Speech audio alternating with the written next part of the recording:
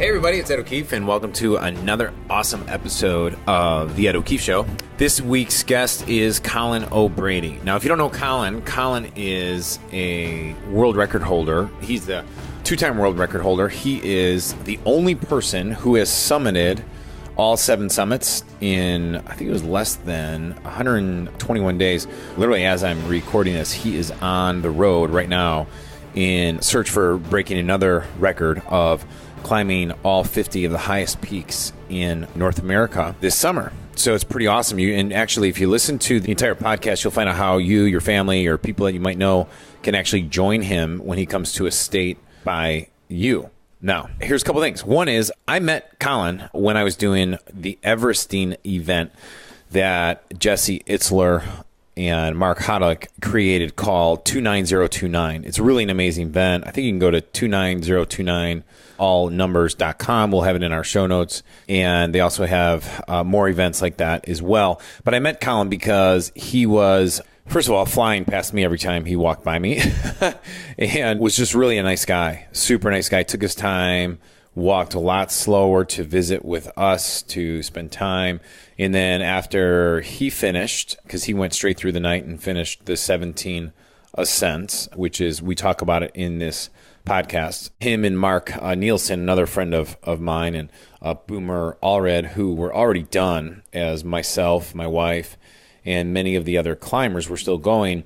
They sat at the bottom of the mountain and cheered us on. So I thought it was pretty amazing. And then obviously I found out later more about his accomplishments. Shattering 139 days is actually the number of days, and Colin summited the tallest peak on each of the 7 continents, including Mount Everest, and skied the last degree in the North and South Poles. Fewer than 50 people have ever completed the staggering achievement, and only 4 in under a year.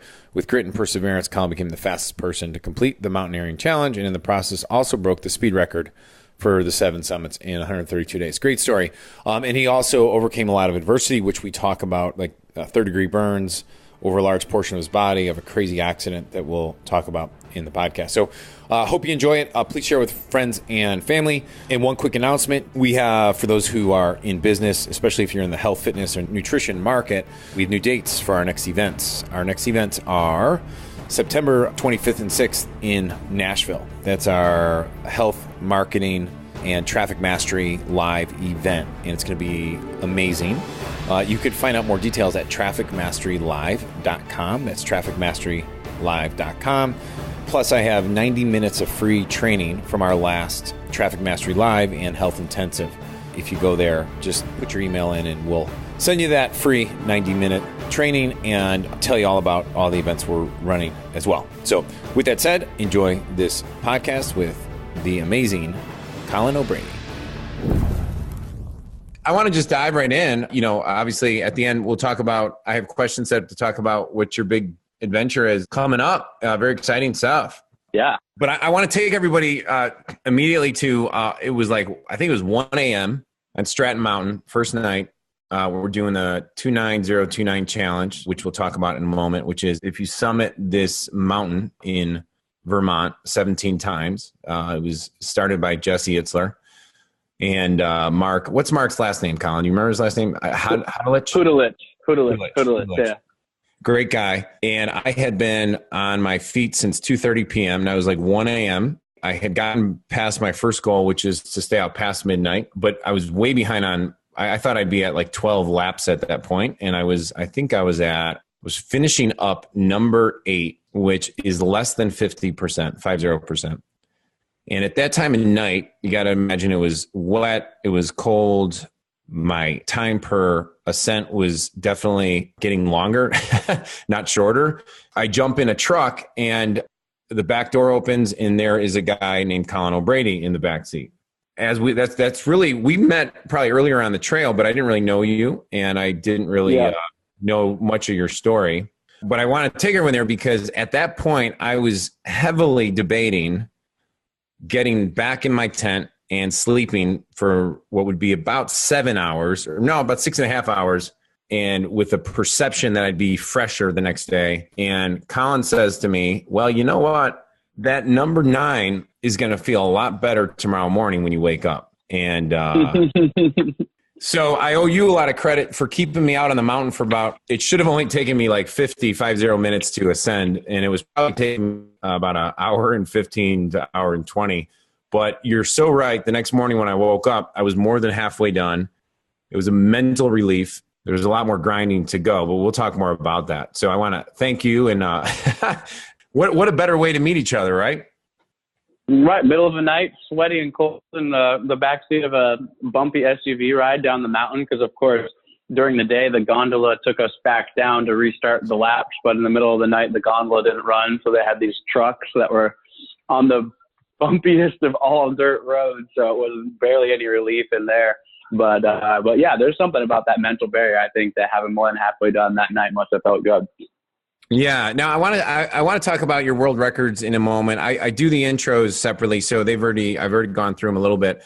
Let's stay at 29029. It was the event that Jesse and Mark put together. Phenomenal event. So when I was on my 8th ascent, I think Colin was around. Were you already on number 12 at that point? Can you remember? I can't remember the exact number. What I do know is that we started at 2:30 in the afternoon, like you mentioned, and I finished my 17th lap at about 6 a.m. So I went just straight through the night. Before the sun rose the following morning, I was completely finished. And you and Mark Nealon, I'm sure in some way you got a lot of energy off of just doing that as well, right? No, I mean, to me, the event was amazing. I think that, Mark and Jesse did an incredible job of kind of setting the tone of the event, which was, Jesse, I think, gave a speech right at the beginning and said, hey, look, this is not a race. This is you versus you. It's the weekend. But one of the great luxuries that we have this weekend is we can kind of turn off our phones and be present. And you have one linear goal to attain, which is to climb this mountain 17 times, which is a very daunting task, of course, to reach the altitude of Everest, 29,029 feet or the equivalent. But it was amazing that I think he set the tone that way, because immediately by doing that, it turned into this collaborative event. It was a very personal event, but, everyone was out there, even though maybe I was going faster than most of the people out there or lapping folks, it was like stopping and talking to people, encouraging people along the way. Everyone was kind of cheering for everyone. And of course, this went over the course of 3 days. So when there was, meal times or dinners in the middle of the event, it was kind of people were checking in with each other, kind of not to size them up, not to say, oh, am I ahead of you or am I behind you? Just kind of like, how you doing? Giving some words of encouragement. And so the entire weekend for me was super inspiring from that point of view. Because, for me, having been a professional athlete for a number of years and done the things that I've done, I've spent a lot of time racing shoulder to shoulder to beat the next guy in front of me. And don't get me wrong, as a competitive guy, there's a piece of me that loves that. But I actually really loved the ethics that Jesse inspired. And it was cool because we were all lapping the same mountain. So you basically interacted with every single person if you were moving at slightly different paces from each other over the course of the weekend, because you were on the same course, moving past each other at different rates. And so it wasn't like some marathon where you start and although you're running the same course, you never see the people behind you because, they're maybe miles behind you or miles ahead of you. This was kind of on one big loop. And so we all kind of got to know each other over the course of the weekend. And the people like yourself were all really incredible folks that signed up to do this crazy thing in the first place. Yeah, thanks. Yeah, that's exciting. Before we move on, I want to ask you, I want to talk about your world records, about the Explorers Grand Slam, about the 7 summits, and then what we have coming up this year. Let's just stay with 29029 for a second. You just got to imagine, guys, like Colin and what was the guy's name? They call him Bear. What was the guy's name? Matt Nankovich. Nankovich. The Bear Nankovich. Yeah. And he's a pro in world record holder, I think, in Spartan Racing. Total badass. Yeah. Amazing guy. And it was amazing. The other thing that was crazy about it is that, like, there were some people that were like in their late 50s who were just flying past me left and right. I mean, it was really awful for a guy who does not climb much ever to experience a different type of suffering, which, that's why we do it. I got to ask you though, was there any what was the toughest part of that event for you, if there was one? Yeah, no, I mean, of course, it was challenging for sure. To string it all together consecutively without stopping, was tough as you stayed out there quite late, actually, 2 o'clock to get that ninth lap in, like you said, but from about the 2 o'clock hour to the maybe 6 a.m. hour when I was finishing up, it was pretty quiet out there. There was, one or two headlamps, scattered across this large mountain, completely dark. They didn't have any, big lights lighting up the walkway. So there was some pretty lonely, quiet, dark moments out there. And of course, as you're fatiguing, and it was cold and wet. I think that, even Jesse and all the other people were kind of underestimate. Of course, it's still October. It's not like there was snow on the ground, like real cold, but it was, it's kind of windy. It was a little wet. It was muddy. And after so many people had gone up, particularly I'm sure you remember the kind of upper part of the ski slope was actually quite steep. It was 30-40% grade at some point, and it got pretty muddy. And so, there's a few times where I was slipping around in the mud, 40% grade. I've been out hiking by myself at this point for, 13, 14 hours. It's completely pitch dark where you're kind of what am I doing out here? Why am I doing, you have those moments. But those were certainly the more challenging moments in the dark depths of the nighttime. Awesome. Well, before you were a professional athlete and world record holder, you, I don't want to call you a hippie from Portland, but I guess when you're in Chicago, everybody who's in Oregon, you're they're all just skiers and yeah. Slightly different than us. Do you mind taking us back to a little bit pre 2008, and then how your the dominoes of your journey kind of led you to being a ultra endurance athlete? For sure. Well, first of all, I should say shout out to Chicago. My mother is actually from Chicago. She grew up in Evanston, and my grandfather was from the South Side, and my great-grandfather was a Chicago cop killed in the line of duty, unfortunately, on the South Side of Chicago. So, anyways, I've got some deep Irish Catholic Chicago roots. Do you know where? Do you know where on the South Side? I mean, I'm a South Sider. This is what we do. Yeah. Every stereotype of South Side cops, firemen, that's who I work out with. That's all we, Yeah. I'm gonna have to get back to you on that. I'm the worst. That my mom's gonna kill me for not knowing that answer off the top of my head.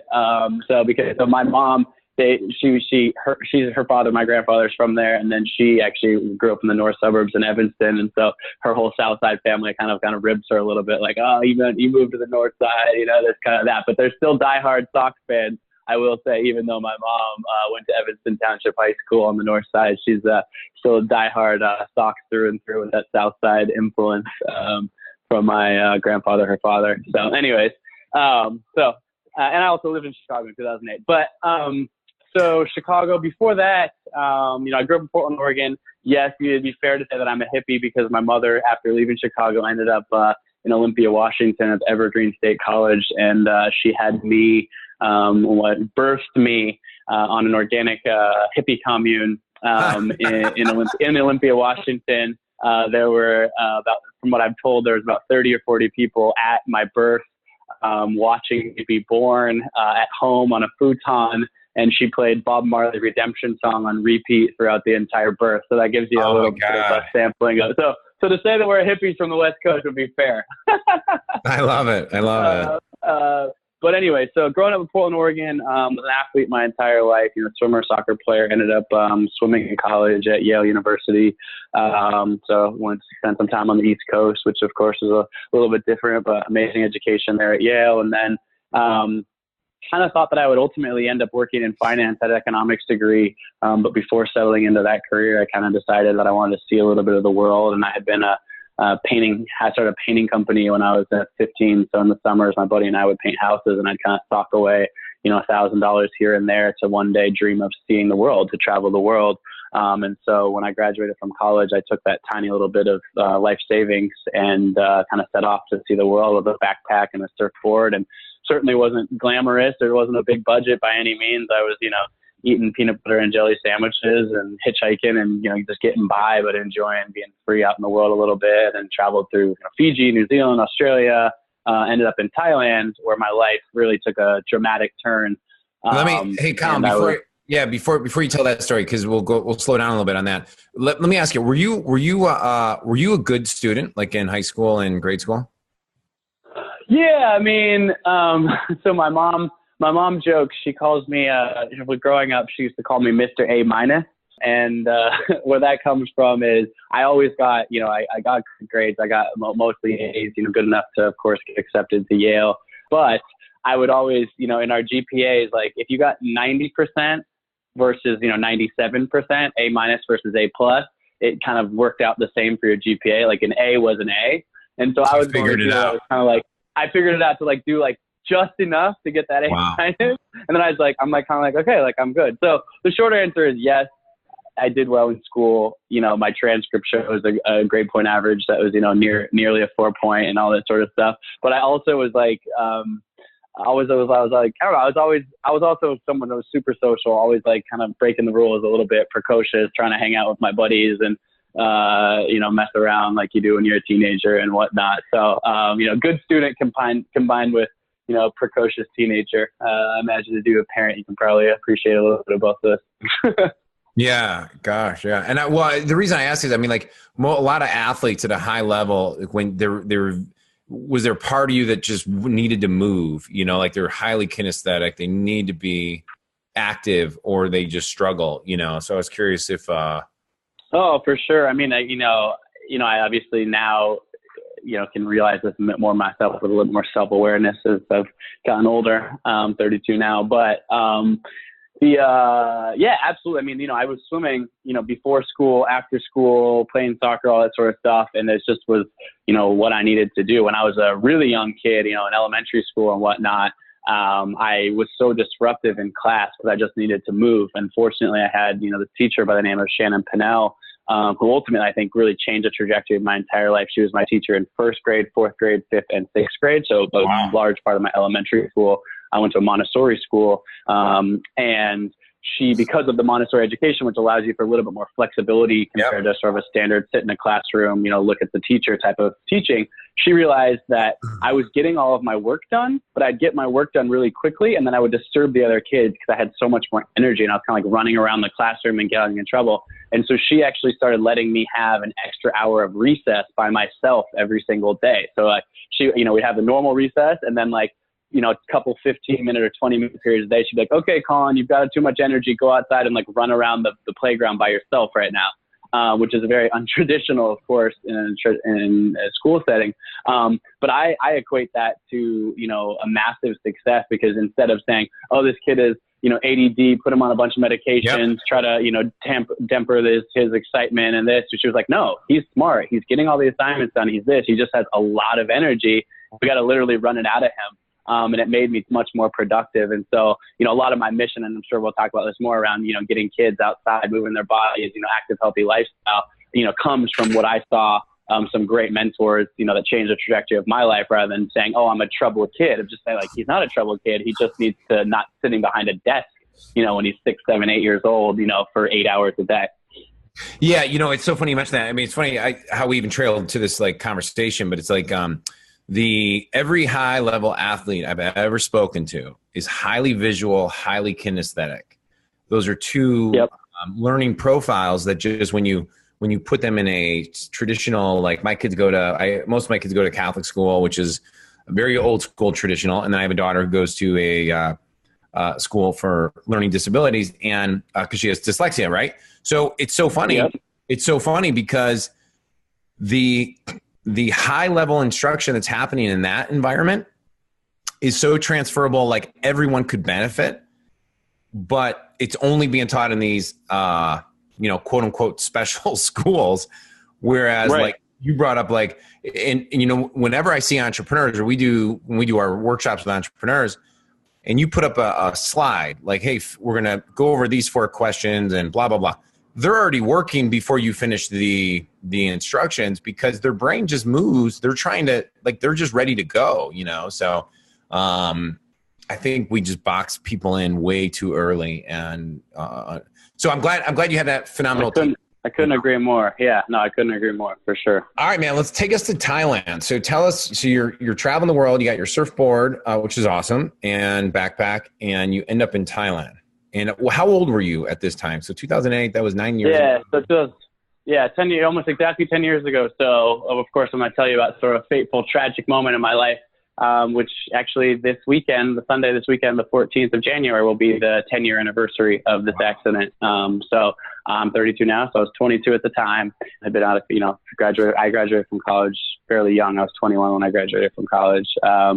And I was on this beach in Thailand, and again, precocious might be a common word of this interview anyways, but being the precocious 22-year-old I thought that jumping a flaming jump rope looked like a really good idea. In Thailand, fire dancing and whatnot is somewhat common on the beaches. It's not something I sort of created myself, but being the person I was at the time, I was like, oh, that looks like fun. Let me try that out. And I ended up jumping a flaming jump rope. And it went terribly wrong. The rope wrapped around my legs, sprayed excess kerosene the length of my body, and lit me on fire completely to my neck. And had to jump in the ocean to extinguish the flames, which ultimately saved my life, but not before 25% of my body was severely burned, predominantly my legs and feet. And I was on an island in the middle of the Gulf of Thailand. And so there was no ambulances. My ambulance ride was a moped ride down a dirt path to a one-room nursing station, where they had the basic essentials. And the next day I was loaded into the back of a pickup truck and driven on a boat 2 hours to another hospital, quote unquote hospital, where I underwent 8 surgeries at that hospital. But every day I came out of the surgery, when they were cleaning my burned wounds, there was a cat running around my bed, around my bed and across my chest. It was pretty much, hammering home the fact that I was in a pretty dire set of circumstances. And it was terrible. And the worst thing of all was that my burns, were severe burns, a little bit on my right hand, but primarily covered both of my legs, and both my feet were really badly burned because I was wearing shorts and a t-shirt when this all happened. And the doctors were telling me, hey, look, Colin, you'll most likely never walk again normally, with how bad the burns are and the damage to your ligaments and tendons and, range of motion in your knees and ankles are really never going to be the same again. So not only was the pain, completely devastating, physical trauma, but the emotional trauma of being told that as a young person was terrible. And kind of the shining light of this story, as I tell it, was my mother. She flew over to Thailand and arrived on maybe the 4th or 5th day after I had been burned. And really, although she was, incredibly afraid, I now know, and crying in the hallways and pleading with the doctors, she really didn't show me that fear. And so when she came into my hospital room and saw how afraid and scared and pain I was in, she had this smile on her face and was like, you know what, Colin, this is bad, but we're going to learn from this and you're going to have a positive future. Let's start thinking about what you want to do when you get out of here. Let's set a goal. Let's, manifest a positive future. And my initial response was like, what the hell are you talking about, Mom? Like, look at my legs. Like, I'm bandaged to my waist. Like, I'm screwed. My life's over.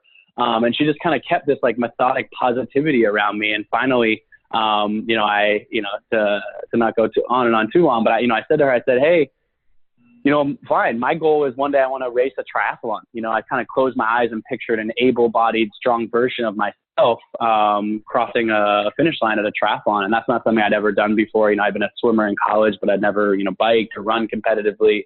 But I just figured, that would be my goal. And so for the next 18 months, I really kind of focused on that, which seemed ridiculous as I'm lying in a hospital bed in Thailand, not being able to walk. But about 3 months after I was burned, I was finally released from that hospital, and I still hadn't walked at all. I was carried on and off the plane and placed in a wheelchair when I got back home to Portland. And kind of a big moment, and that was when my mom said to me, great, so you've got this triathlon goal, you still haven't taken a single step. And she grabbed a chair from the kitchen table at my parents' house and placed it one step in front of my wheelchair. And she said, today your goal is to figure out how to get out of that wheelchair and take one step into that chair. And, that day I took my first step. And that was the first step of many in a super long road to recovery. But ultimately, day by day, I could take a few more steps, just kind of fighting with myself and this goal in my mind. So fast forward 18 months, Chicago, plays another significant role in my story, which was finally, when I could get a little bit of mobility back, I said, I got to get my life back on track. And I got a job in finance in Chicago, trading commodities at the CME. And I moved to Chicago and kind of decided, I'm going to honor this goal and sign up for the Chicago Triathlon. And so I signed up for the Chicago Triathlon, joined a local gym, trying to kind of get my body somehow back in a little bit of shape, and just trained as hard as I could, kind of put my head down and focused on it. And, 18 months after my burn accident, so my burn accident was January 2008, it was August of 2009 when I raced the Chicago Triathlon, my first ever triathlon. And I ended up finishing the race, which was, this incredible moment for me to kind of prove the doctors wrong and prove sort of my mom right, which was that if I focused on something, I could, find myself on the other end of this tragedy. But the craziest part, sort of the end of the story, is I hadn't just finished the Chicago Triathlon. I had actually won the entire Chicago Triathlon, placing first out of, more than 4,000 other participants on the day, which was, this incredible, surprising moment for me and kind of changed the trajectory of my entire life going forward. Yeah, this is amazing, right? So there's so much there to unpack. But so you think about your perceptions being shattered, right? You had all these limitations and we're just going to do this one thing. And now you actually won, which obviously opened up probably a whole slew of new questions of what's possible, For sure. So when you go back to like Thailand, let me just bring us back, because that was a big chunk. Do you even recall like the accident? Can you remember like, oh shit, I'm burning? Like, do you remember any of that? Or is it a blur?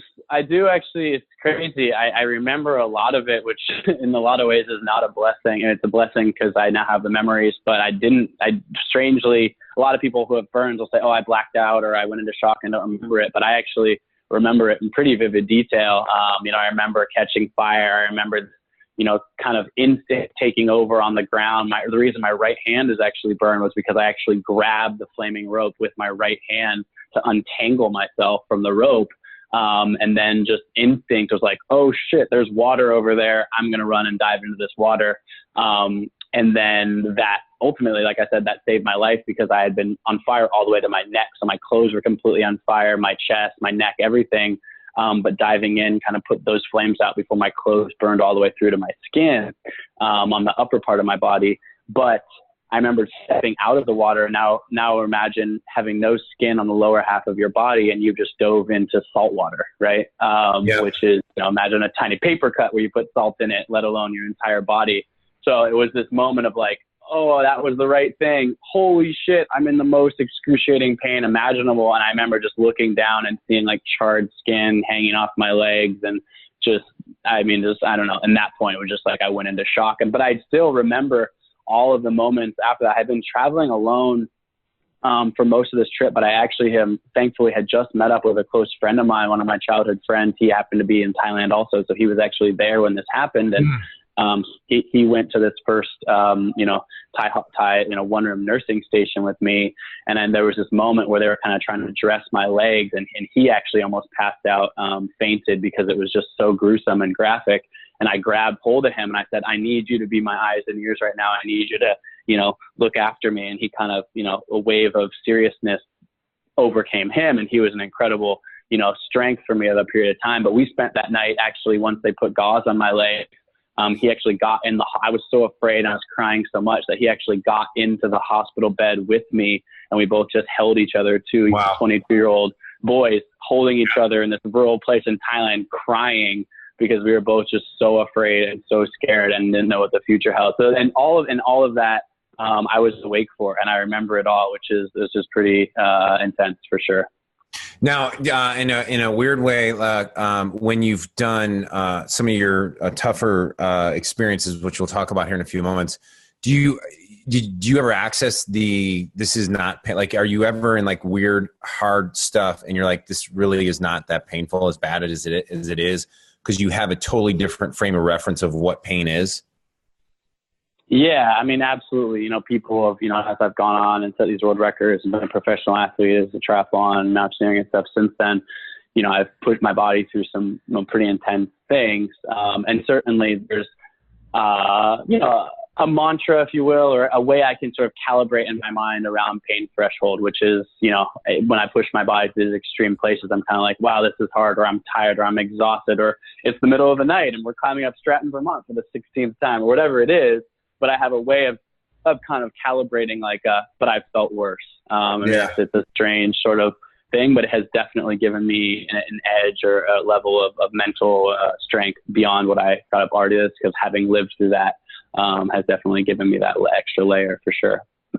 Awesome. Awesome. Well, so you win, you end up becoming a professional triathlete, correct? After Chicago Yep. coming full force. And how long were you a pro level triathlete? Yeah, so I raced. I literally a guy by the name of Brian Gelber, who I knew in the finance industry in Chicago. Not that I was working with, but who I knew. He, heard the story right after I won the Chicago Triathlon. Was like, "This is incredible," and offered to become my first sponsor. So I did what any smart 24-year-old kid would do at the time, which is I went in and quit my job the next day.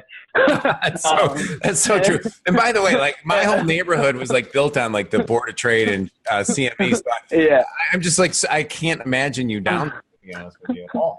Yeah, right. So anyways, it's fine. I literally I walked in and I was like, "Hey guys, I won the Chicago Triathlon this weekend." They're like, "That's amazing." And I was like, "So I'm quitting to go pursue something that is far less lucrative, but in my mind more interesting." And within a week I had, it was September in Chicago at this point. And so obviously you can't really train for triathlon in the middle of winter in Chicago.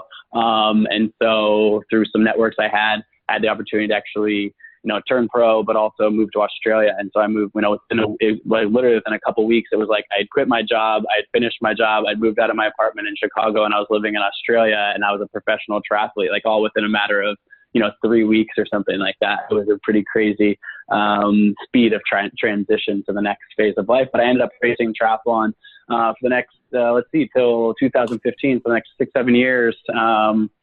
As a professional triathlete, raced for the U.S. national team in 25 countries, 6 different continents, all over the world, and it was really an amazing chapter of my life, which allowed me to not only be a professional athlete, but see the world and live all over the world and experience a lot. So I was really, really grateful for that experience for sure.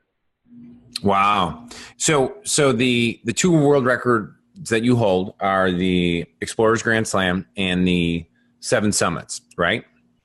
Yep. Am I saying that correctly? Yeah, so, you're going to have to educate us a little bit on how this is. But when and how did you start moving? Where was the, it's time to do something else, and I'm going to choose this pathway for the next so many years?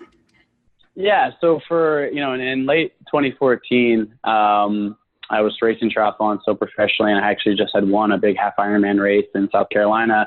And it was an interesting moment coming off a win, so I had been racing better than ever. For those who don't know, actually the peak age of triathlon and professional triathlon, particularly for the half Ironman and Ironman distances, is usually mid-30s. And I was 29 at this point. So there really was a pathway for me to continue to race.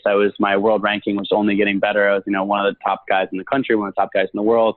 And I just kind of got to this moment where I said, you know what? Like, this has been an incredible chapter, but I wonder if there's something bigger. And what I meant by bigger was, I wanted to push my body maybe in a new way, because I felt like I'd been out on the circuit for 5 or 6 years and kind of had gone through that. But also, it felt limited in its scope in terms of reaching other people. So I felt like I was pleasing my sponsors or, making myself or my family proud. But beyond that, there wasn't a lot to it. Triathlon is an amazing sport, and I love it, and it'll be a part of my life for a long time. But it doesn't quite have the same reach as some other things, of course. And so I thought, I was passionate, as I mentioned, around kids' health. I was passionate about having, a community impact with the platform and my story that I had. And so I said, I want to see if I can set an even bigger world record and create a campaign around that not only, pushes me to the most intense level that I could imagine, but also hopefully inspires other particularly kids to set goals, to dream big, to get outside, live active and healthy lives. So I just set my sights on seeing if I could set the speed record for the Explorers Grand Slam. So what that is this climbing the 7 summit. So that's the tallest mountain on each of the 7 continents. Of course, including Mount Everest, Denali, etc., Kilimanjaro, as well as completing expeditions to both the North and South Pole. And so, fewer than 50 people in history have ever completed the Grand Slam. And most of those people have done so over the course of, 5, 10, 15 years, you train for one big mountain expedition, come home, think about the next one for a year, train for it, plan for it. And I always wanted to see if I could do it nonstop, consecutively, mountain to mountain, not going home in between, all 9 expeditions back to back to back to back to back, to become the fastest person to ever complete it. with this larger idea of turning sort of the media around the project, starting a nonprofit, and really connecting, our target was school kids, connecting with school kids in a number of different ways. And so that was the dream. So that started, to answer your question directly, that started in 2014, but that was just an idea. Like, we had no money to do it. It was just an idea. People thought I was crazy. I had no real platform to do it. We needed to raise a bunch of money from sponsors to even have the budget to pull this thing off, let alone we didn't know that much about, starting a nonprofit. And when I say we, I'm talking about my fiance, Jenna, and myself, because she was really, and worked full time on this for 2 years. So it really was, that's when the dream was born, but it was another 18 months of hard work of rallying support until I could actually begin the project. And really just being able to begin it, we pulled that off just by the skin of our teeth of even having the financial support to get the thing going in the first place. So it was one of those classic, we have a great idea, and then, oh shit, how are we going to execute this idea, which turned into, a full-time unpaid job for about 2 years. I love it. So what I want to encourage our listeners is that, one of the cool things of doing a 29029, or you're going to have an opportunity to go to one of Colin's ascents, which we'll talk about in a second. But one of the cool things about doing those things, especially if you're a Midwesterner who's never really done hills, is you got to learn new skill sets. And that's actually what's super fun about this whole thing. For you to go into this, to do what you decided to do, which was 7 summits plus, now when you say expeditions to North and South Pole, can you explain that a little more? Yeah. So the way that, of course, I don't make the rules for what's known as the Explorers Grand Slam, but the way that record is kind of held, I suppose, the rules around it is that you need to complete an expedition covering at minimum crossing the last degree of latitude to reach the North or South Pole completely by human power. And so in this case, that meant, basically getting dropped off at the 89th degree, which is 69 nautical miles away from the pole, and, carrying a 150-pound sled, dragging behind me day after day through the, Arctic and Antarctic environments of, average temperature minus 40 degrees. And each one of those expeditions took about a week to reach the geographic North and South poles, respectively. Wow. So that's kind of what that looks like. Yeah. That's crazy. That's amazing. So you had to learn, these were, even though you were an outdoors person, you had to learn a lot of skill sets, man. This was a whole new. Yeah, 100%. Right? I grew up in Portland. We can see Mount Hood, which is an 11,000 foot snowy mountain from the city of Portland that I had climbed throughout my life, and my parents have been kind of avid outdoors people, but definitely not mountaineers, definitely not climbers. And I had learned. Over time, I was always kind of fascinated with mountains, and I had read books about climbing Mount Everest when I was a kid. But I was far from, I wasn't sure, I was a professional triathlete, so I knew how to, push my body, at a really elite level and endurance, but I was definitely not a professional, technically proficient, mountaineer or rock climber by any standard. And so that was, again, one of the biggest challenges when we're trying to rally support. We're sitting down with brands, and ultimately we needed to raise about $500,000 just to pull the project up. That's not paying ourselves anything, but the logistics of, getting a Russian cargo plane to drop you off on the Arctic sea ice at the 89th degree and then pick you up whenever it gets very expensive very quickly. Wow. The logistics that went into all this. And so I'm sitting there and I'm telling these guys, so I'm going to set one of the most prestigious mountaineering records in the whole world. And they're like, cool. So you've climbed mountains before? I'm kind of like, well, not exactly. I've climbed some mountains, but trying to kind of but trust me, with my, mental fortitude and planning and preparation. And so there's a lot of people kind of looking at me who are you? And why do you think? And yeah, a lot of it was that new skill acquisition. I'm a big believer in the power of growth mindset, which I'm sure you've thought about, a bit yourself over time. But that idea that we aren't fixed. It's not yes, I'm one of the best triathletes in the world, and I'm at the time, and I was an amateur, very amateur mountaineer. But I wasn't well, that doesn't mean I have to be like that forever. I can learn these skills. I do possess a lot of the skills and the physical side of being able to do this. But yes, do I need to learn how to high altitude mountaineer more? Do I need to acquire those skills? Do I need to, learn more skills with ropes and ice axes and crampons? And then again, those are things I had some experience with, but I needed a much higher level of that to achieve my goals. And I'd never been to the polar region before. I'd never felt minus 40 degrees. I knew nothing about what it looked like to, the North Pole is a crazy place. Like you're walking around on sea ice that's literally drifting around in the ocean. There's no land underneath you to know all the skills required to navigate through that territory, and polar bears out there. I mean, there's all sorts of crazy shit that I had. And you were totally solo when you were down there or up there, wherever South Pole and North Pole. You were. I was depend on different expeditions. Some of the expeditions I was completely alone. A couple actually in the North and South Pole, I had a couple other people with me, and so I kind of drew on different.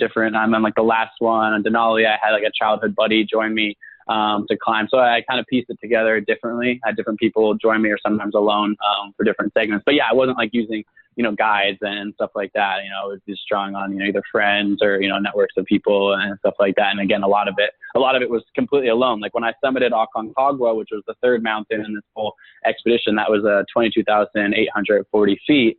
That was the highest mountain I had ever climbed ever, and I was out on that mountain completely alone, like absolutely alone, climbing this mountain and climbing to a higher altitude than I've ever been before. So having the sort of courage to trust my skills at that point to climb the tallest mountain I ever climbed completely alone. I mean, there's nothing like being on a crazy huge mountain where the weather can change in an instant, completely alone, but also one of the more fulfilling experiences in my entire life. I've got a video of myself from that summit actually just kind of breaking down into elated tears of excitement and joy and about the whole sort of challenge. But it definitely required a little bit of leap of faith and just sort of a belief in self. Again, it goes back to that idea in that hospital bed, without being able to walk, of my mom being like, well, what do you want to do when you get out of here? And my goal was like, not only do I want to walk, but I want to run and I want to thrive and I want to be, a physical human being again. And it would have been very easy to, in that, kind of have more of a fixed mindset in that moment and say like, okay, well, my mom wanted me to set a goal. Well, I'm obviously not going to set a goal that requires me to like run, because like the doctors are telling me I'm never going to walk again. So that idea that, I believe, and I don't believe that I'm unique in this, right? Like I believe that every human, possesses the ability to, have that growth mindset, to believe that they can, iterate and grow into different versions and better versions of themselves. Yeah, I love it. Well, I want to talk about a little more about this. I want to specifically ask about, so I'm looking at, if people want to see some of the images on Google, even of just some of the photos that are unreal. Like, so you did the North Pole on April 19th, and then you went to Everest, or it looks like then you did Everest in May. Everest right after that. Yeah. So everyone's going to want to know, and I know, and then I have one follow-up question on this, but so Everest, this is something that people train solely for a very long time. And so prior to Everest, you had done 1, 2, 3, 4, 5, 6, 7. You started in the South Pole.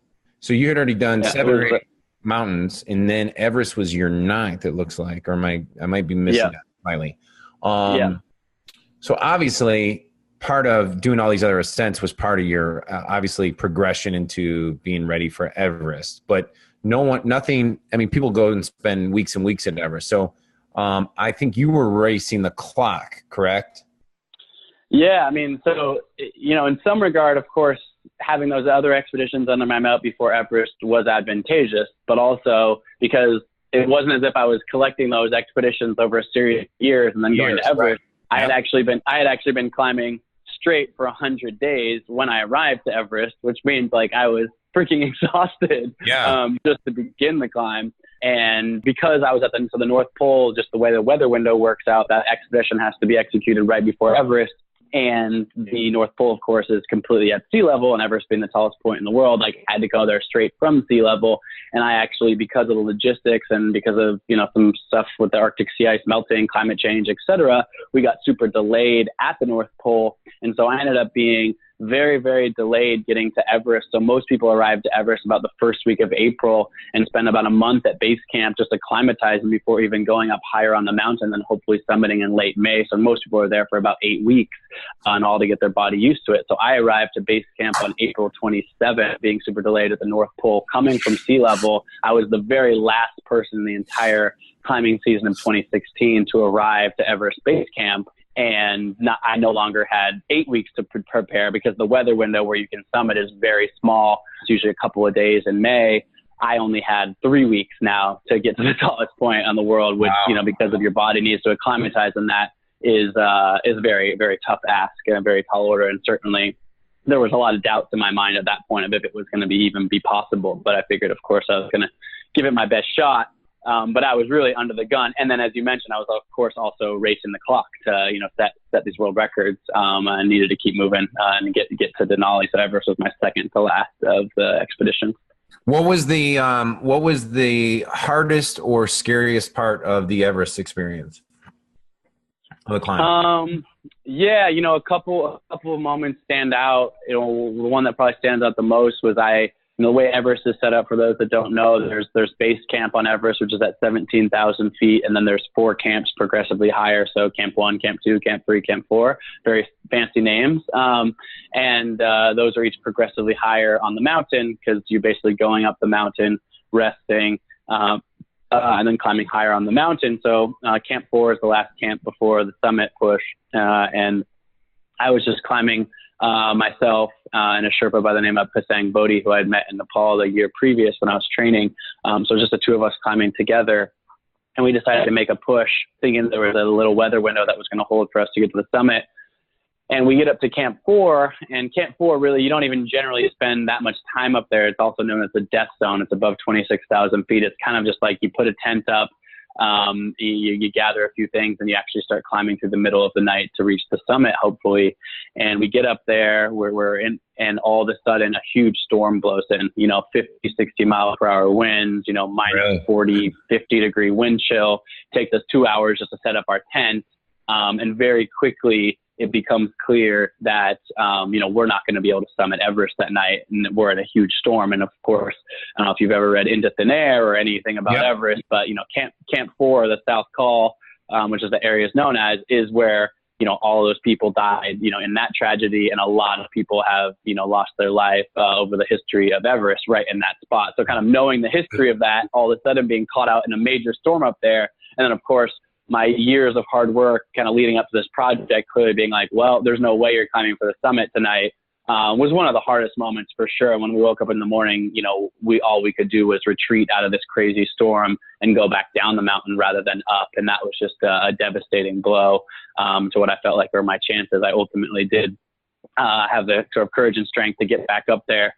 And ultimately made it to the summit about 3 or 4 days later. But yeah, so you had to go back down to 3. Is that right? And then wait? Yeah, all the way back to 2, actually. Wow. And wait for another window to open up, and then, give it another shot. And then honestly, when I got back up to 4, what was even scarier, maybe even a more scary moment, was at 4, on the second time I was up at 4, the weather forecast was literally to the word the exact same as it had been before, which is the weather might hold, but it could change any second. And I had already seen how bad it got when the weather changed. And fortunately, last time the weather changed, I was right next to my tent that I could set up. And so sort of the idea of going towards the summit and realizing, wow, I was lucky to get out of that storm last time because I was right next to my tent. But if I'm 2,000 feet higher on Everest summit ridge and the weather changed and I saw how bad it could change, I could just kind of go into these scenarios in my mind of like, wow, this could become fatal, or at least severe frostbite or whatever very quick. And so that was a very scary moment for me of deciding, like, do I kind of risk it? Do I go out there, try it, and whatever? And I ultimately did and was successful. But, you playing those mental games with yourself, and you're literally sitting at a place where people have died. It's called the death zone for a reason. Your mind straight up is not working very clearly with the lack of oxygen, sort of all these things compounding, but also the pressure that I put on myself. And at this point, the sort of media arc of this campaign had been building, and there was all sorts of kids following along and everything. And it was kind of like, well, I want to get to the, you kind of feeling that, a lot of ways, excitement in a positive way from all the others kind of cheering you on and sending positive energy, but also sort of the pressure of that moment of like, this is the deciding, pivotal moment of the make or break of the success of this project. And, ultimately I'm proud to have made it to the summit of Everest and back down safely with all my fingers and toes. But, 3 people that night that I climbed ended up dying on the mountain. And about 25 people in the next 48 hours were evacuated off the mountain with severe frostbite because the weather did turn and get very bad. People lost fingers, people lost toes, and 3 people lost their lives, and really kind of put into perspective. It's a massive challenge to get up to that mountain and down safely. So we'll change gears in 1 second, but I have to ask this because I was always curious, like, so when you ascend and you're on the top, right, you get the pictures and everyone's like, oh my God, we did it. the downside is like you literally only have how much time are you actually allowed to celebrate, because the danger, you're not out of danger, right? So no, not at all. I mean, the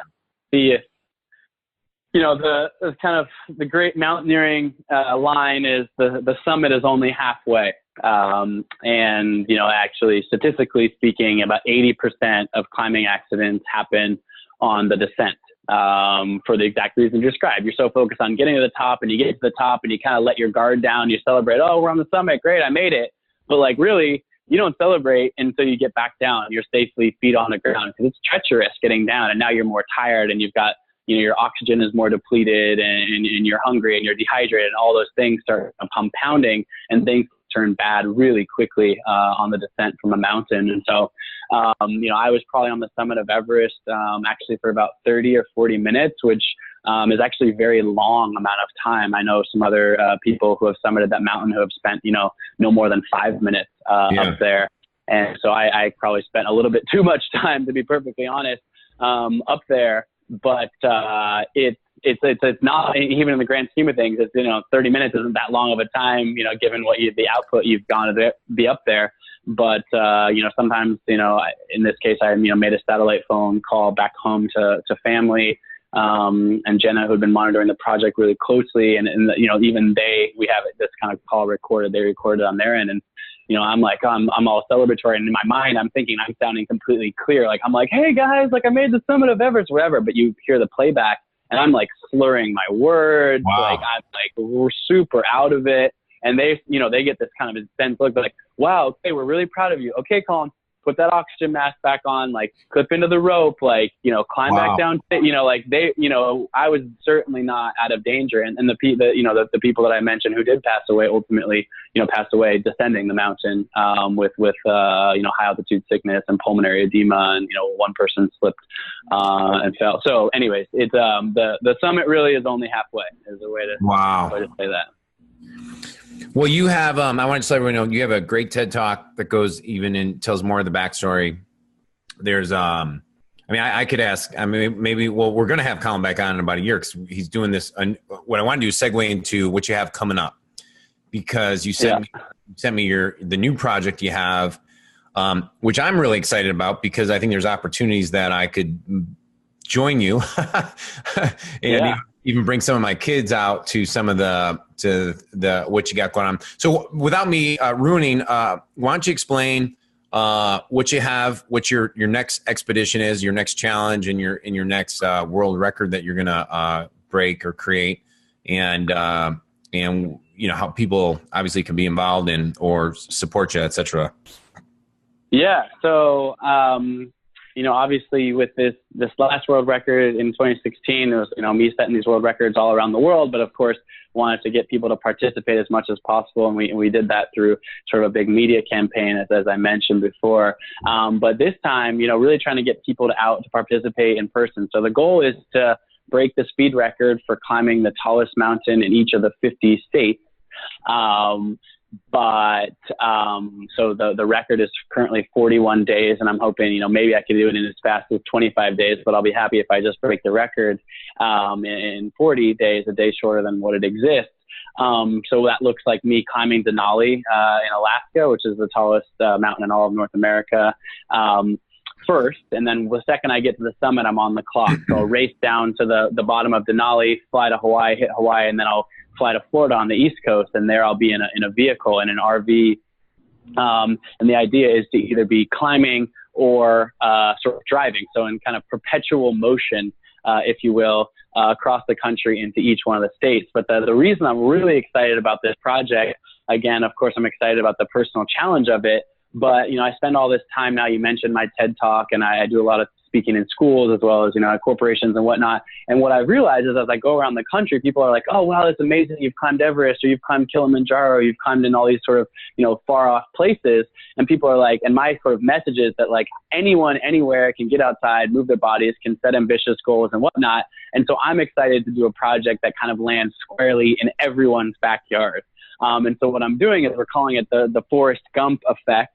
If you've ever watched that movie, I think most people have seen that movie, where he starts running across the country, and all of a sudden, one guy starts joining him, and two guys join him, and three guys join him, and all of a sudden he's got, 500 people behind him, running and doing this mission together. And so what we're doing is we really are inviting everyone everywhere to come participate in this record-breaking effort with me. And the idea being is like, some of these states, of course, like in Florida or, where you're from, I think the tallest is a mountain called Charles Mound, which I imagine by the name of Mound isn't any huge mountain since you're in the Midwest there.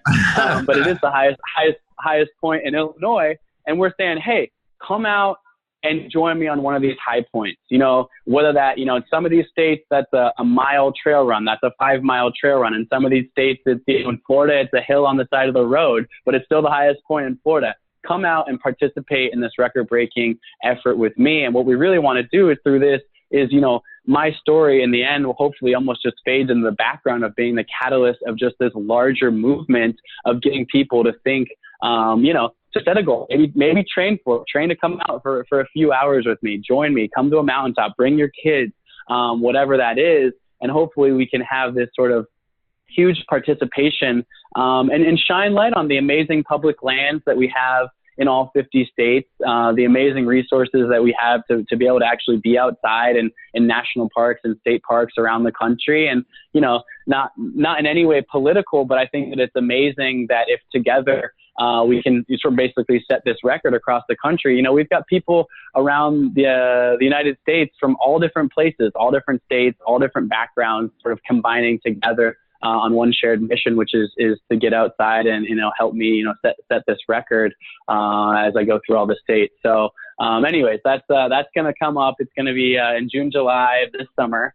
And you have the deck in front of you, Ed, but we're going to be launching, some stuff online, pretty soon here to get people involved, and want to start collecting, email addresses of everyone so we can keep them in the loop with timing in the various states and getting organized around that. So that piece of it is being built a little bit. So unfortunately, I can't say, hey, go to this and send me, you can always send me an email, Colin at beyond72.com, or, my other website's beyond72.com is just my old website, but we're actually launching a new website in about a month, and it'll be up and running with a bunch of information around how to get people involved with this project. Yeah, I mean, you may have said this and I may have missed it. When do you have a date when you're starting, or are you still?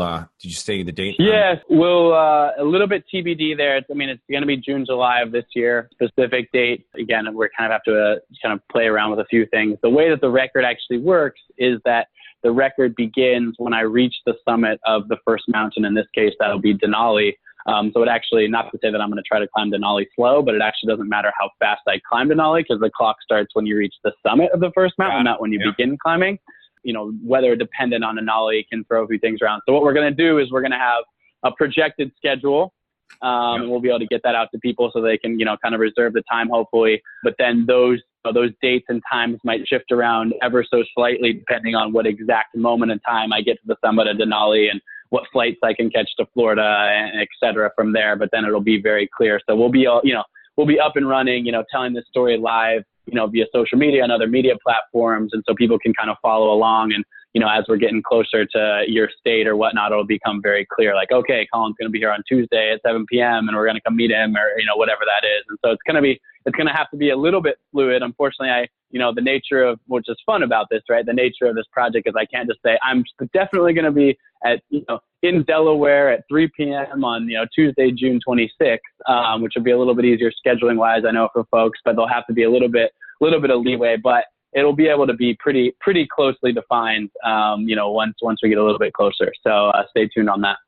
Yeah, I love it. Maybe are you guys thinking a Facebook group or something like that where people could be? Yeah. We're going to, all the different things. We're going to get a Facebook group going. Obviously one of the central hubs will be my live story through Instagram and Facebook Live. So my, social media is, at Colin O'Brady on Instagram. We're going to build an email list, all that kind of stuff. So yes, the short answer is yes, all of the above.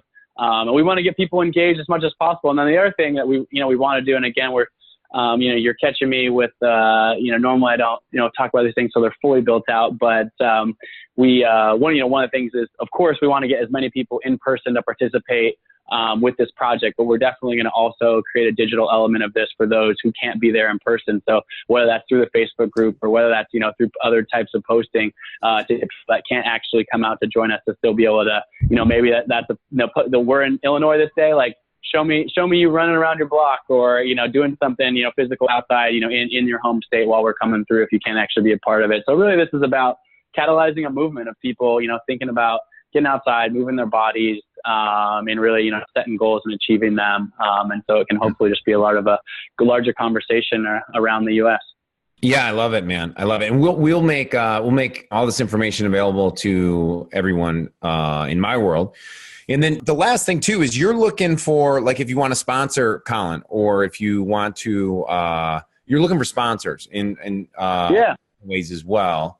So absolutely. With the way that these, projects are successful, and the way my project's been successful in the past is, been having great partners. And so whether that's, media, brands, et cetera, like I said, I think there's a great creative elements and content and media and storytelling that can be told through this journey. We're going to be, in an RV, so looking for, some sort of a vehicle to support this, as well as obviously we're going to be, health and nutrition, and health is a huge part of this. So fueling our bodies through the course of, this journey and what we're putting in our bodies. So, food and brands like that, activewear, sportswear, and apparel, all those types of things combined. My last project generated 500 million earned media impressions, and we had 50 million impressions on social.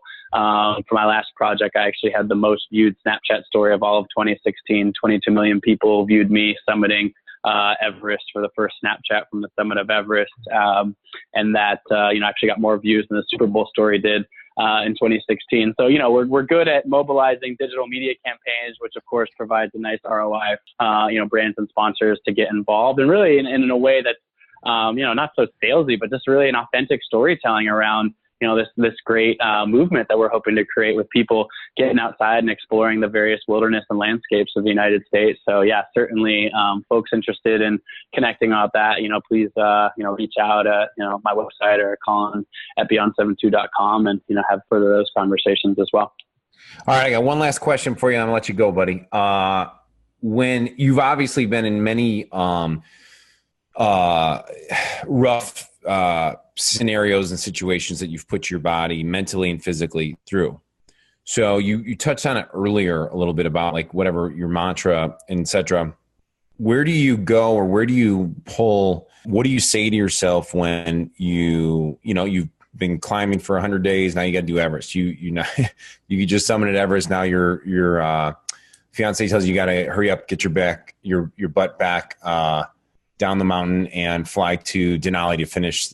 Isn't that the correct story too on that? Yeah, exactly. I mean, what have you tapped into that you feel like, wow, I figured out something that's allowed me to tap into, like, a deeper reserve that most people just either they don't even know they have it. Cause I'm with you. I believe everyone does have it. I think we're born with a primal instinct to go much further than we push ourselves. What have you figured out that has allowed you to do it? And do you have any structure around it that you could share with our listeners? Yeah. I think that, to me, a lot of this comes down to the mental side of this. Of course, for me, there's a physical preparation that we're talking about, because my canvas in a lot of ways is physical, being an athlete. But I think that this applies, in terms of aspirational goal setting and achievement, really applies to whatever your canvas is. Whether that, I know for you, it's you spend a lot of time with entrepreneurs, which, I kind of think of myself as an entrepreneur in addition to an athlete, but whether that's entrepreneurial work, that's business, whether that's, fine arts or music, really, like, whatever your canvas is, I think that these apply, which is our minds are sort of the seeds of success, and can also be the biggest limiting factors for us. And so, my TED Talk, which you mentioned before, is called, Change Your Mindset and Achieve Anything, which really has to do with, the power of, having those tangible goals and working towards them and believing in yourself. But I think that there's another layer beyond that has been valuable for me. And you mentioned a mantra. One of my mantras that have gotten me through a lot of hard times in my life, and even some of the good times as well, or at least to be aware of them, is this mantra, which is, this too will change. It's kind of a Buddhist mantra, if you will, which is about the impermanence of life. And for me, the reason that I draw a lot of strength from that is when I'm having a hard time, when I'm having a setback. I mean, if you're an entrepreneur, like, I don't care how successful or how many billions of dollars you've made in tech or whatever, like, talk to those guys. Like, they have had so many setbacks and so many times when it looked like it was all going to blow up in their face, right? Yeah. And they, for whatever reason, the people that have been successful chose to keep moving forward, even despite those setbacks. Just like myself choosing to keep moving this forward despite, being told I would never walk again. And what does that come from? That's this idea that when grief or pain or challenge or struggle is confronting us, in our minds, we're programmed to think, well, this is how my life's going to be forever. I'm just never going to walk again. Or that investor is never going to invest in me. Or this film critic thinks my movie is shit, so I'm a terrible filmmaker, or whatever that is. And it goes back to the idea of growth mindset, which is this too will change. This bad moment, this tangibly tough circumstance that's happening right now is not forever. Or to even go more micro, I'm exhausted on the side of the mountain and the mountaintop seems further away and I'm exhausted and all I'm thinking is, God, I just want to crawl in my tent and stop. The idea is that pain and that suffering, like, it's not forever. This too will change. And I really, I've cultivated that mindset from a meditation practice that really kind of developed for me in early 2011, so long after my burn accident, as an athlete, when I was kind of diving into the psychology of pushing my mind to certain places. And it was kind of probably too long of a story for now, but it was my first, meditation experience really was going to a 10-day silent meditation retreat. So you probably realize I'm kind of an all or nothing type of person sometimes. Never meditated a moment in my life. And I show up to a 10-day meditation retreat, which is silent. So no reading, no writing, no eye contact, completely silent in isolation, meditating for 10 days straight, which was, incredibly hard, obviously, but taught me that mantra of when you observe yourself, you observe your body, you observe your breath, you realize that all of these moments in time are fleeting and passing. And that's not to say don't dream about the future. Of course, I'm a big, person about setting goals and chipping away at them, day by day. But that remembrance that this too will change, particularly in the hard times, I find that gives me strength to keep sort of chipping away at moving forward step by step. Yeah, I love it, man. I love it. So with that, I will end this interview. I want to thank you so much, Colin. This was great. My pleasure. I look forward to more conversations and having you on after you crush the next world record. And I just really, hopefully all my listeners and my family and people that are in my world get to be involved. And, it's just so exciting to just even be a small piece of a bigger picture and to see what you're doing. You're inspiring and you're doing great things, man. So keep it up. And, amazing. Well, I can't wait to see you and your family out at Charles Mound and maybe some others. I think we could. So. Yeah, I think there's some others, man. I mean, you're in the Midwest for a few days, so we, might as well, for sure. Maybe we'll join the caravan and follow you. Amazing. I can't wait, man. I love it. Looking forward to it. All right. Thanks, brother. And I appreciate you. Yeah. And everybody else, let me know what you think. All right. Have a great one. Thanks, guys. Bye. All right. Hopefully you enjoyed that interview with Colin O'Brady as much as I did giving it. If you haven't checked out his TED Talk on YouTube, do that as well. But go ahead and you can find it at his website, colinobrady.com. That's COLINOBRADY.com. Obviously, his information will be in the show notes as well. You can hire him to speak. If you want to sponsor him, if you are somebody who just loves what he's doing, and sponsor him as he goes and breaks more world records, which I'm sure he's not done, just reach out to him. Super, super cool dude, and he's awesome like that. And again, if you want to get trained by myself and my company, reach out to us at trafficmasterylive.com. Check out the dates we have coming about. And we're really excited. We have a lot of new things going on. We have a new case study, actually, of how we grew a food company. We generated 40,000 customers in less than 61 days using Facebook and Instagram, driving straight to an e-commerce store. So you can see that case study as well. And you can get it all at trafficmasterylive.com. If you like these interviews, if you like what I'm doing, just please share it. That's all I ask. Really, I have a great group of friends, and I want to give them a platform and introduce them to amazing people like yourself through the podcast, through our live events, and hopefully make everybody a little bit better today than they were a day before. So that's it. This is Ed O'Keefe, and I appreciate you, and we will talk soon. Peace out.